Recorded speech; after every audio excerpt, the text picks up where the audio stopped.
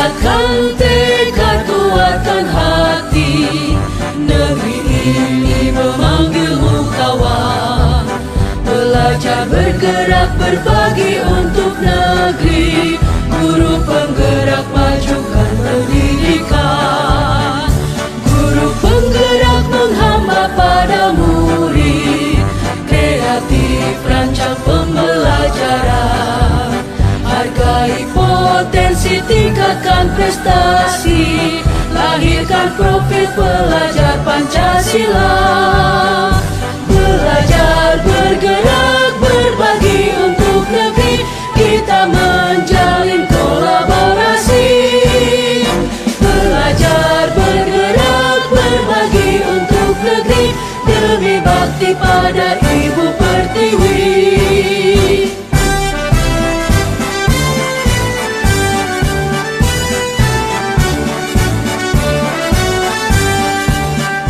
Bulatkan tekad, kuatkan hati. Negeri ini. Selamat siang. Ya. Ibu, boleh saya minta waktunya sedikit? Ya. Ibu, saya maaf, saya menyita waktu Ibu. Saya sini mau berdiskusi, mau bertanya tentang bagaimana selama ini Ibu melakukan pengambilan keputusan. Baik, Ibu, di sini ada beberapa pertanyaan yang saya ajukan. Sekali lagi saya minta maaf, saya minta waktunya sedikit Ibu ya. Baik, Ibu. Untuk pertanyaan yang pertama, saya mau bertanya, selama ini bagaimana Ibu dapat mengidentifikasi kasus-kasus yang merupakan dilema etika atau rujukan moral? Baik Ibu Yedi, terima kasih atas pertanyaannya. Saya sedikit mau jelaskan ya. Pertanyaan Ibu, memang sebagai seorang pemimpin Ibu pasti akan dihadapkan dengan suatu permasalahan. Nah, di dalam suatu permasalahan tersebut, apabila kita mau mengambil keputusan, biasanya kita dihadapkan dengan dua permasalahan, yakni permasalahan benar lawan benar dan permasalahan benar lawan salah. Nah, gitu. Jadi permasalahan benar lawan benar dan permasalahan benar lawan salah. Sehingga kita harus perlu berhati-hati dalam mengambil keputusan tersebut. Jadi begitu ya, Iya. Ketika kita mengambil keputusan, kita harus berhati-hati, Iya, harus teliti. Iya. Baik Ibu, untuk yang kedua, selama ini bagaimana Ibu menjalankan pengambilan keputusan di sekolah Ibu, terutama untuk kasus-kasus di mana ada dua kepentingan yang sama-sama benar atau sama-sama mengandung nilai kebajikan? Ya, baik Ibu, saya sedikit lagi jelaskan soal pertanyaan Ibu yang kedua itu. Ya, terima kasih banyak, pertanyaannya luar biasa Bu ya. Iya. Ya, sebagai seorang kepala sekolah dalam mengambil keputusan itu harus mempertimbangkan baik-baik. Apakah dalam permasalahan itu mengandung unsur perbaikan atau tidak? Nah itu. Jika itu memang untuk perbaikan, maka kita harus sangat berhati-hati dan teliti. Jangan sampai keputusan yang kita ambil itu akan berakibat fatal. Jadi sangat dibutuhkan kehati-hatian kita sebelum memutuskan permasalahan. Nah, untuk menyelesaikan permasalahan tersebut ada beberapa hal yang harus diperhatikan. Antara lain, memutuskan permasalahan tersebut yang melibatkan orang banyak atau berpikir berbasis hasil akhir. Kemudian memutuskan sesuatu dengan melakukan apa yang kita harapkan orang lain akan memiliki. Jadi Ibu, kita berpikir berbasis rasa peduli. Jadi ada rasa peduli. Dan yang terakhir Ibu, kita harus menjunjung tinggi nilai-nilai prinsip dalam diri kita, atau kita harus berpikir berbasis peraturan. Nah, jadi kita tidak boleh menyimpang dari peraturan yang ada. Ya, Itu berarti perlunya hati-hatian dalam pengambilan keputusan agar kedua belah pihak yang menghadapi suatu persoalan itu merasa adil. iya. Jadi inilah dilemanya ya itu ya dalam Iya, iya. pengambilan keputusan. Baik Ibu, untuk yang ketiga, langkah-langkah atau prosedur seperti apa yang biasa dilakukan selama ini? Ya, baik Ibu, langkah-langkah yang atau prosedur yang biasa saya jalankan selama ini, apabila ada permasalahan, yang pertama saya harus mengidentifikasi dulu masalah tersebut. Saya harus menyaring baik-baik permasalahan tersebut. Apakah berhubungan dengan etika atau sopan santun atau norma-norma sosial. Ya. Kemudian selanjutnya saya mengumpulkan bukti-bukti yang relevan. Jadi saya harus mengumpulkan bukti-bukti yang relevan dan menguji benar atau salah. Sehingga dengan kasus tersebut kita tidak boleh atau kita tidak salah mengambil suatu keputusan. Dan kita juga harus memunculkan gagasan yang baru, yang bermanfaat dan kreatif. Dan yang terakhir kita harus melihat keputusan dan refleksi permasalahan tersebut. Perlu ada bukti, perlu banyak perlu agar itu menjadi suatu pendukung dalam mengambil keputusan itu ya. Oke. Untuk hal-hal apa saja yang selama ini Ibu anggap efektif dalam pengambilan keputusan pada kasus-kasus dilema etika tersebut? Baik Ibu, hal yang selama ini saya anggap efektif dalam mengambil keputusan pada kasus-kasus dilema etika ya, yaitu saya melakukan analisis kasus terlebih dahulu. Kemudian saya menentukan solusinya, jalan keluar yang saya harus ambil, dan menyesuaikan dengan peraturan atau norma yang berlaku. Serta saya harus mengedepankan kepentingan umum sehingga solusi tersebut bermanfaat bagi banyak orang dan baik secara jangka panjang. Berarti kita harus memikirkan juga untuk jangka panjangnya. Iya. Apakah orang itu mau harus apa? Ketika kita mengambil keputusan itu, kita pikirkan apakah orang ini mau menirukan apa yang kita inginkan. Iya. Oke, Ibu. Baik, untuk hal-hal yang berikut, hal-hal apa saja yang selama ini yang merupakan tantangan Ibu dalam pengambilan keputusan di kasus-kasus dilema etika ini? Ya, baik Ibu, dari tantangan yang saya rasa selama ini dalam mengambil keputusan adalah suatu permasalahan yang dihadapkan dengan permasalahan yang kedua-duanya benar. Itu tantangan yang berat. Ya. Jadi tentu saya harus berpikir yang baik untuk mencari keputusan yang terbaik. Karena keduanya merupakan masalah yang sama-sama benar. Ya. Jadi dalam mengambil keputusan saya harus menguntungkan kedua belah pihak dan tidak merugikan salah satu pihak. Jadi itu hal yang berat gitu ya. Oke, kalau begitu berikutnya, apakah Ibu memiliki sebuah tata cara atau jadwal tertentu dalam sebuah penyelesaian kasus dilema etika? Apakah Ibu juga langsung menyelesaikan di tempat atau memiliki sebuah jadwal untuk menyelesaikannya? Bentuk atau prosedur seperti apa yang dijalankan? Ya, baik Ibu, saya coba jelaskan lagi. Jadi untuk memutuskan masalah yang ringan, biasanya Ibu saya langsung putuskan saat itu. Tapi jika masalah itu berat, saya harus melakukan langkah-langkah seperti yang saya utarakan pada pertanyaan-pertanyaan Ibu sebelumnya tadi. Ya, Ibu.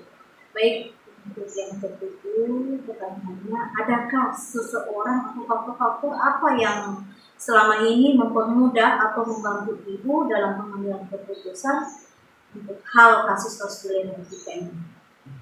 Baik Ibu, jadi dalam mengambil keputusan saya selalu mengajak seluruh warga sekolah atau stakeholder yang ada, atau juga orang tua murid, atau tidak ada orang-orang yang mempunyai kedekatan personal dengan orang yang mengalami masalah tersebut.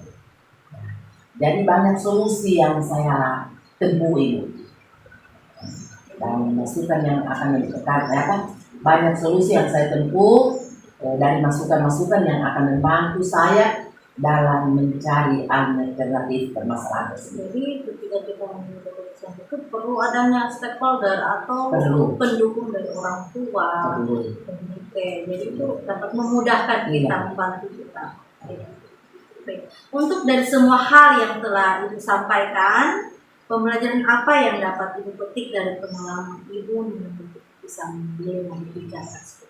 Baik Ibu Dewi, dari pelajaran yang saya bisa ambil dalam mengambil keputusan dari permasalahan selama ini saya hadapi untuk menjalankan tugas, ya, saya dapat ambil yaitu lebih menjadi bijaksana. Jadi saya lebih menjadi bijaksana untuk mengambil keputusan untuk menyelesaikan permasalahan-permasalahan yang saya hadapi. Ya, jadi seperti itu. Jadi saya menganalisa sebuah permasalahan untuk menjadi pertimbangan saya untuk menentukan solusi yang tepat dan baik untuk memutuskan atau menyimpulkan permasalahan tersebut. Baik, itu yang pertama luar biasa dan semoga itu jadi pelajaran untuk saya ke depan, sebuah pengalaman juga. Terima kasih Ibu atas waktunya, Ibu sudah meluangkan waktunya. Terima kasih sekali lagi Ibu. Memanggilmu kawan, belajar bergerak berbagi untuk negeri, buruh penggerak majukan. Assalamualaikum warahmatullahi wabarakatuh Ibu. Waalaikumsalam. Mohon maaf Ibu mengganggu waktunya sedikit. Hari ini saya mendapat tugas dari program Buruh Penggerak, yaitu berkaitan dengan modul 3.1 demonstrasi kontekstual, yaitu akan mewawancarai Ibu yang ada beberapa pertanyaan yang akan saya tanyakan kepada Ibu. Bu, sekali lagi saya minta maaf mengganggu waktunya. Pertanyaannya yaitu yang pertama, selama ini bagaimana Ibu dapat mengidentifikasi kasus-kasus yang merupakan dilema etika atau bujukan moral? Ya, memang sebagai seorang pemimpin itu pasti akan dihadapkan dengan suatu permasalahan dan tidak pernah itu mulus, pasti adalah permasalahan. Nah, di dalam suatu permasalahan, apabila kita mau mengambil suatu keputusan, ya biasanya dihadapkan dengan dua, yaitu permasalahan benar lawan benar. Kan ada yang salah lawan yang salah, ini juga ada yang benar lawan yang benar. Ada juga permasalahan itu sehingga kita perlu berhati-hati. Nah, kita harus berhati-hati dalam mengambil keputusan, ya. Jadi jangan kita gegabah. Nah, kalau permasalahan yang sama-sama benar itu, yang itu dinamakan dilema etika. Adapun permasalahan yang benar lawan salah itu yang dinamakan bujukan moral. Nah, itu. Ketika kita mau mengambil keputusan kita harus hati-hati ya. Jadi jangan kita terlalu gegabah. Harus memperhatikan Ya. ini masuk di dalam etika atau bujukan moral agar kita dalam mengambil keputusan itu tidak merugikan yang lain. Ya. untuk yang pertanyaan kedua, selama ini bagaimana Ibu menjalankan pengambilan keputusan di sekolah Ibu, terutama untuk kasus-kasus di mana ada dua kepentingan yang sama-sama benar atau sama-sama mengandung nilai kebajikan? Terima kasih Bu Berlianti. Ini pertanyaan yang luar biasa ya, sebagai kepala sekolah ya, dalam mengambil suatu keputusan itu harus mempertimbangkan di dalam permasalahan itu ya, mengandung unsur perbaikan ya. Jadi kita mengambil keputusan itu harus kita suatu keputusan itu yang mengandung suatu unsur perbaikan atau tidak ya. Jika itu memang untuk perbaikan, maka kita harus sangat berhati-hati dan teliti ya. Jangan sampai keputusan yang kita ambil itu akan berakibat fatal ya. Itulah tadi yang saya sampaikan itu, bahwa kita harus berhati-hati jangan sampai fatal. Jadi sangat dengan kehati-hatian kita itu ya, sebelum kita memutuskan permasalahan. Nah, untuk menyelesaikan permasalahan tersebut ada beberapa hal yang harus diperhatikan, antara lain memutuskan permasalahan yang melibatkan orang banyak ya, ada kan yang untuk orang banyak, yaitu berpikir berbasis hasil akhir. Kemudian memutuskan sesuatu dengan melakukan apa yang kita harapkan ya, yang diharapkan orang lain akan meniru kita.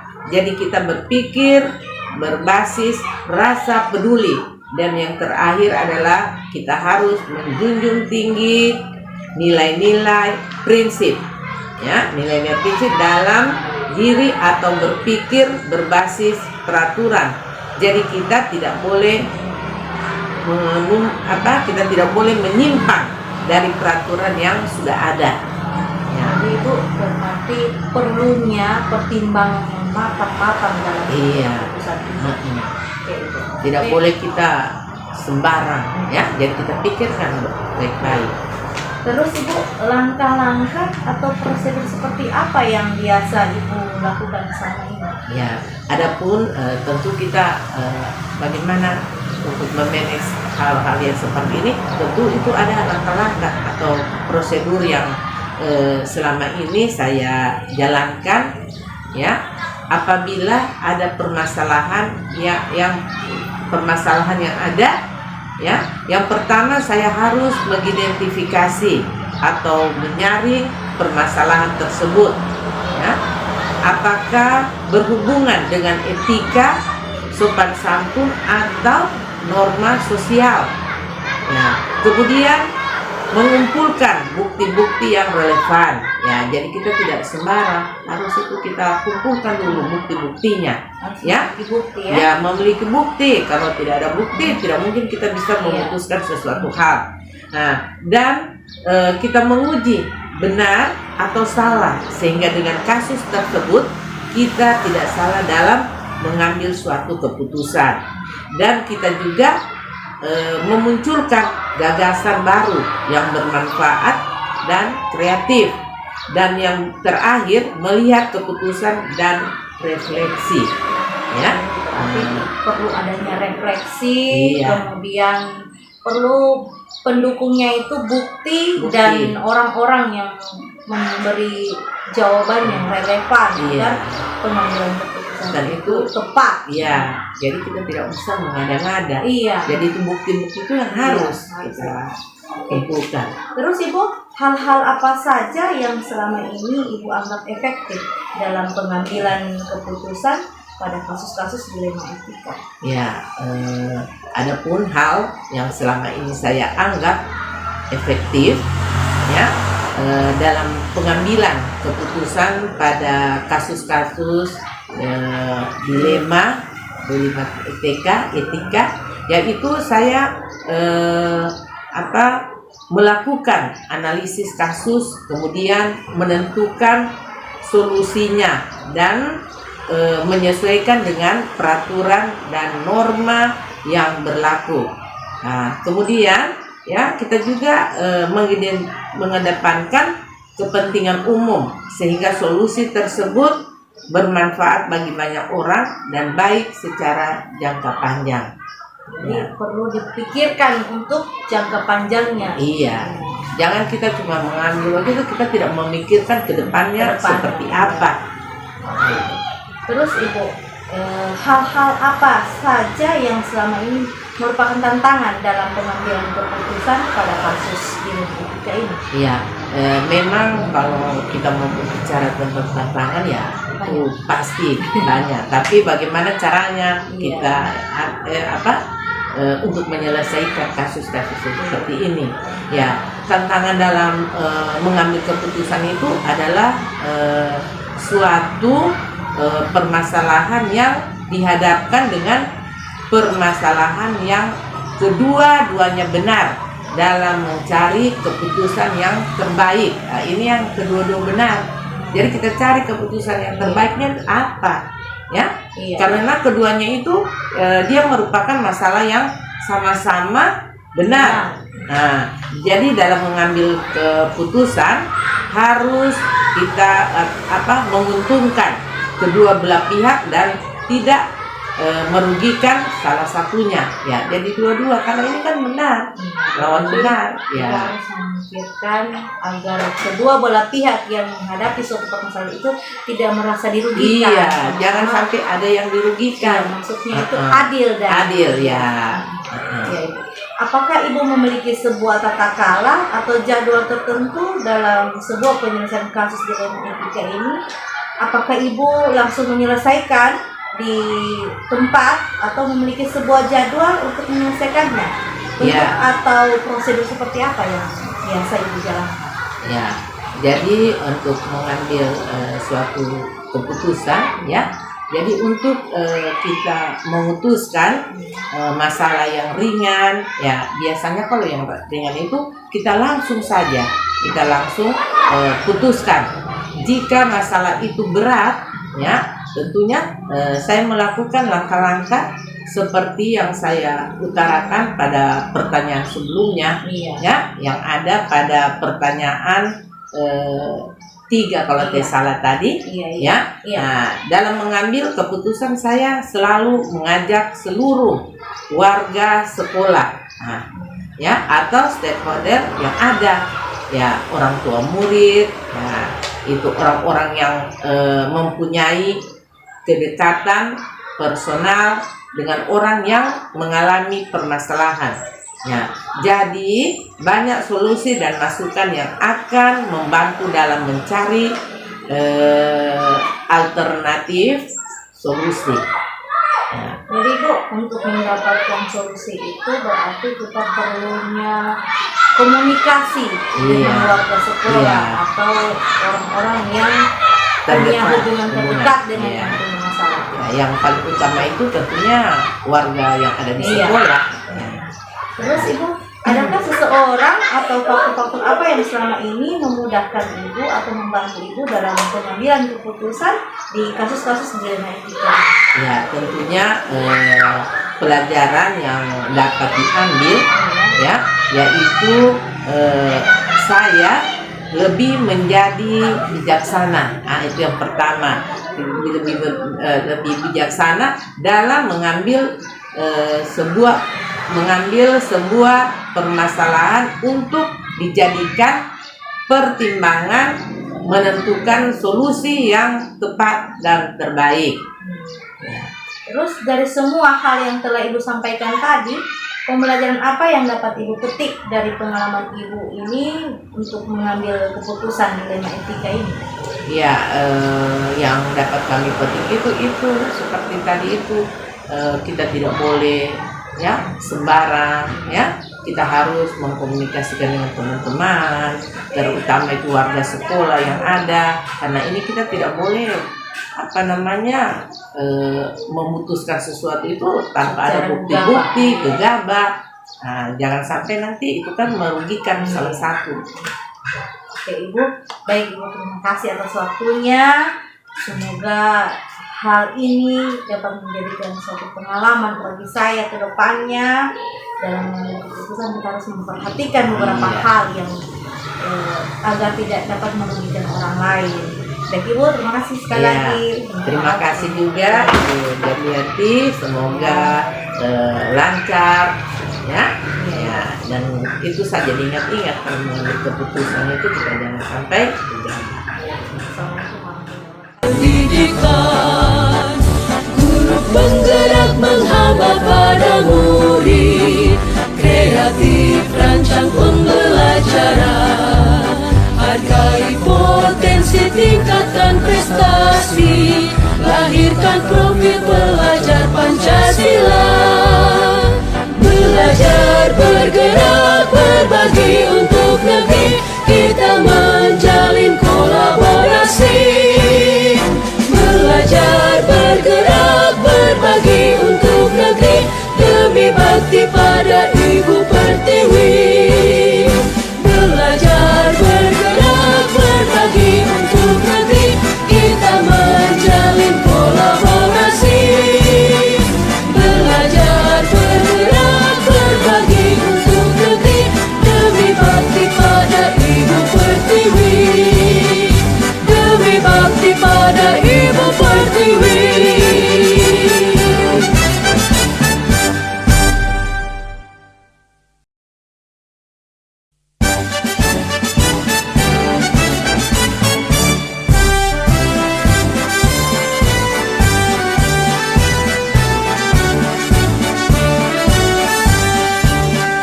Bulatkan tekad, kuatkan hati, negeri ini memanggilmu kawan.